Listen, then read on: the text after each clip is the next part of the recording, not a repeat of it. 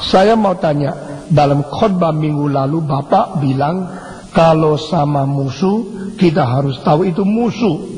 Pertanyaan saya adalah, sudah tahu itu musuh, bagaimana menerapkan kasih kepada musuh? Kita semua musuh Tuhan. Menurut Fatsal 5 Roma ayat ke-10, saat kita masih menjadi seteru atau selagi kita menjadi musuh Allah. Di dalam terjemahan lain, tatkala kita masih menjadi seteru Allah, Dia mengasihi kita, mengirim Kristus mati bagi kita. Jadi bagaimana mengasihi musuh, lihat dari bagaimana Kristus menyelamatkan kita sebelum kita bertobat. Dia sudah mati.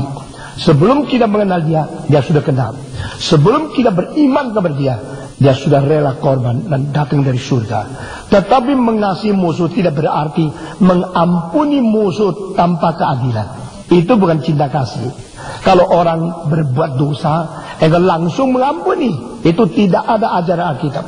Diampuni kalau dia sudah mengaku dosa. Ya? Maka Alkitab mengatakan dosa yang diampuni adalah dosa yang diakui semua. 1, 2, 3. Dan pengakuan dosa itu harus tuntas.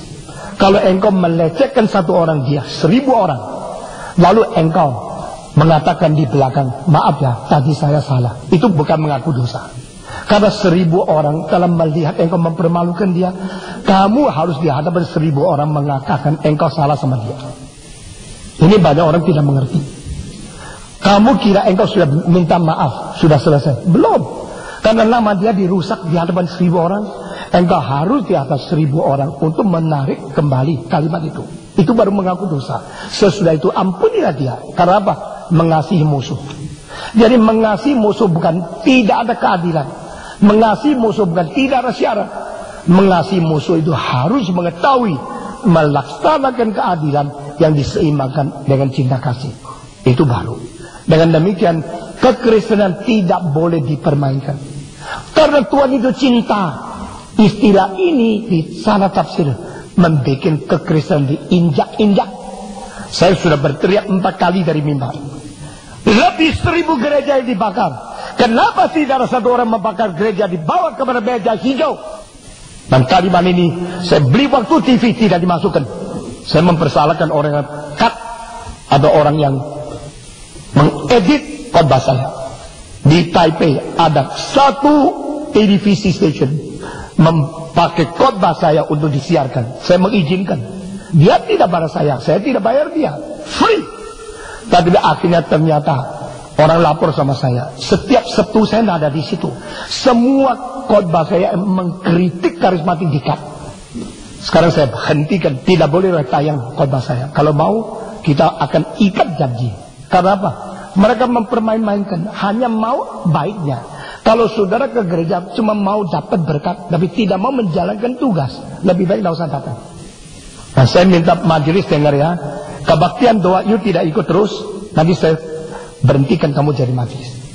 Ya, kebaktian atau rapat majelis engkau tidak mau ikut, sibuk. Tidak ada orang datang, semua orang sibuk. Tapi tugas kalau sudah jalankan, engkau membuangkan atau engkau menghina, silakan pergi. Karena tidak jalankan keadilan, hanya katakan cinta kasih, itu omong kosong. Tuhan tidak perlu kita semua. 1, 2, 3. Kita perlu Tuhan. Kalau ini pun tidak disadari, engkau akan mempermainkan spirit of egoisme, spirit of kapitalisme, spirit of sekularisme, spirit of kompromisme. Itu semua masuk dalam gereja. Dan gereja itu bukan gereja.